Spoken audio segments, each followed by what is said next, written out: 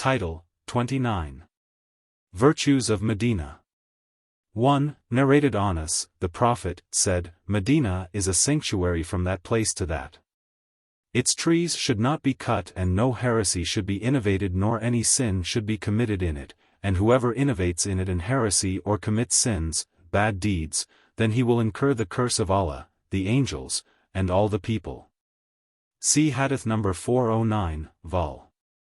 2. Narrated Anas, the Prophet, came to Medina and ordered a mosque to be built and said, O Bani Najjar, suggest to me the price of your land. They said, we do not want its price except from Allah. For example, they wished for a reward from Allah for giving up their land freely.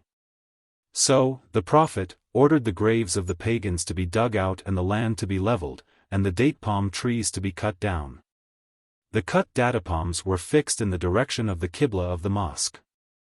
3. Narrated Abu Huraira, the Prophet, said, I have made Medina a sanctuary between its two, Harat, mountains. The Prophet went to the tribe of Bani Harita and said, to them, I see that you have gone out of the sanctuary, but looking around, he added, no, you are inside the sanctuary. 4. Narrated Ali, we have nothing except the Book of Allah and this written paper from the Prophet, wherein is written, Medina is a sanctuary from the Air mountain to such and such a place, and whoever innovates in it in heresy or commits a sin, or gives shelter to such an innovator in it will incur the curse of Allah, the angels, and all the people. None of his compulsory or optional good deeds of worship will be accepted. And the asylum, of protection, granted by any Muslim is to be secured, respected, by all the other Muslims, and whoever betrays a Muslim in this respect incurs the curse of Allah, the angels, and all the people, and none of his compulsory or optional good deeds of worship will be accepted, and whoever, freed slave, befriends, take his masters, other than his manumitters without their permission incurs the curse of Allah, the angels, and all the people, and none of his compulsory or optional good deeds of worship will be accepted. 5. Narrated Abu Huraira, Allah's Messenger, said, I was ordered to migrate to a town which will swallow, conquer, other towns and is called Yathrib and that is Medina, and it turns out, bad, persons as a furnace removes the impurities of iron. 6. Narrated Abu Humayd, we came with the Prophet, from Tabuk, and when we reached near Medina, the Prophet said, this is Taba.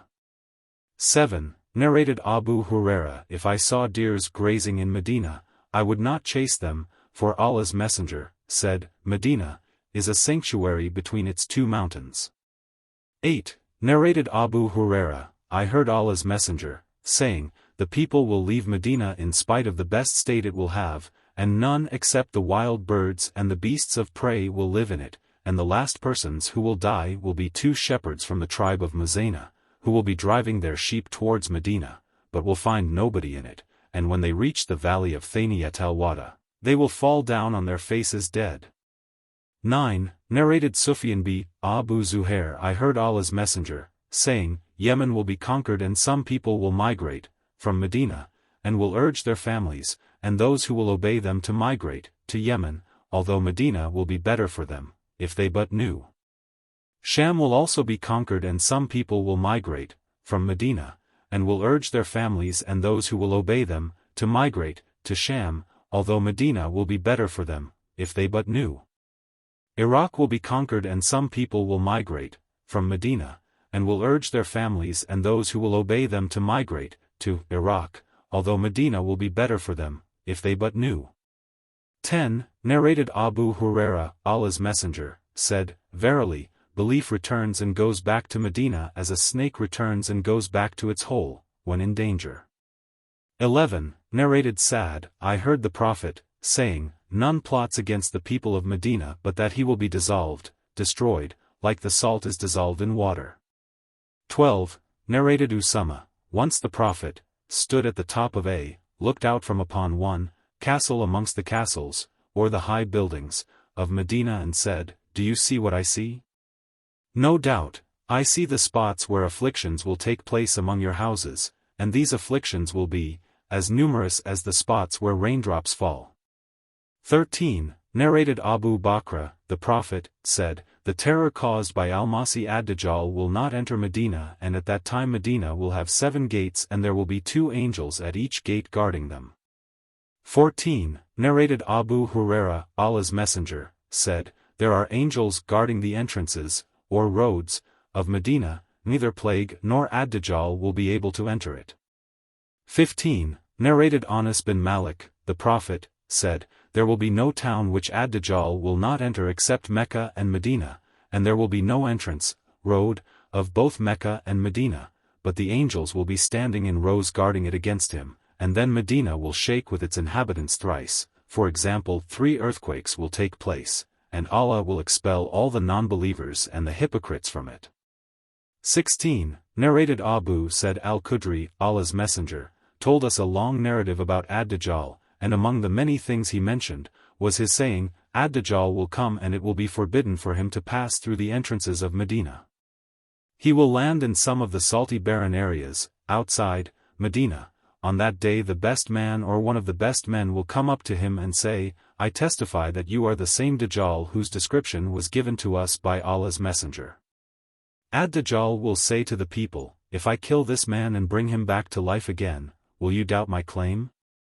They will say, no, then ad-Dajjal will kill that man and bring him back to life.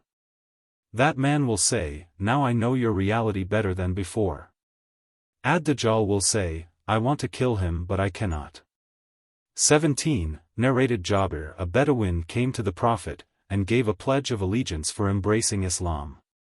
The next day he came with fever and said, to the Prophet, please cancel my pledge, of embracing Islam and of emigrating to Medina.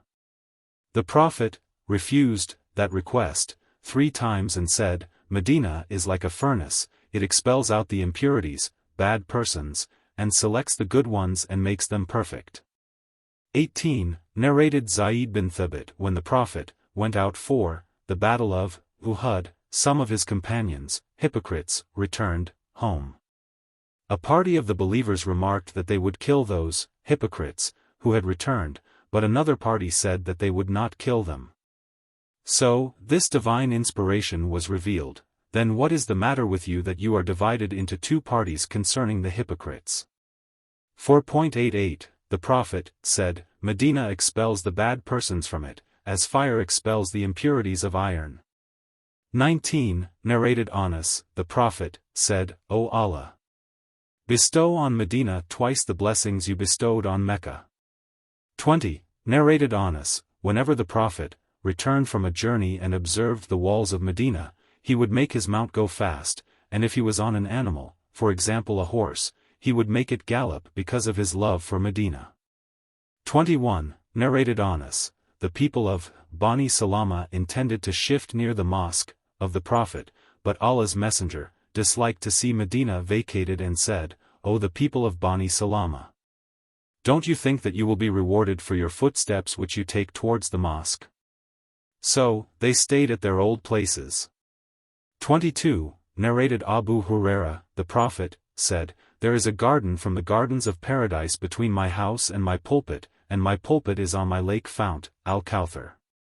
23. Narrated Aisha, when Allah's Messenger reached Medina, Abu Bakr and Bilal became ill.